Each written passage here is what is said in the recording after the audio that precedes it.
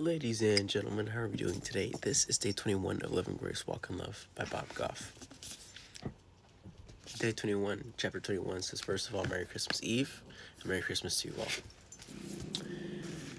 If you want to dazzle God, be you. Romans chapter 15, verse 7 says, accept one another, then, just as Christ accepted you, in order to bring praise to God.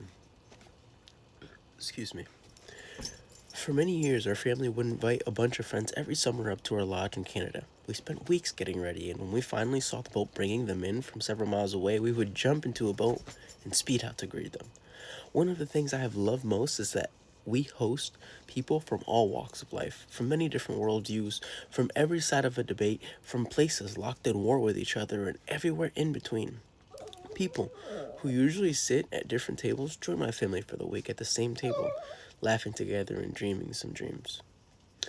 Since when did we decide as a community of faith that having the same beliefs and opinions was a prerequisite for loving, accepting, and welcoming someone? It's not enough to just tolerate or be polite to people we disagree with and for them to merely do this with us. We need to love each other without an agenda. Do it any other way, we signal to each other that others need to be like us to be liked by us.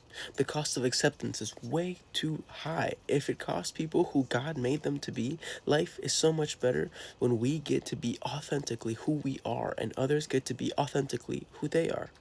All of this isn't part of a plan to make other people change. It's all done in the hopes that we'll change. And guess what? It works. The people I used to think of as difficult, I now think of as delightfully different. We don't just tolerate those who are different from us at the lodge, we celebrate them.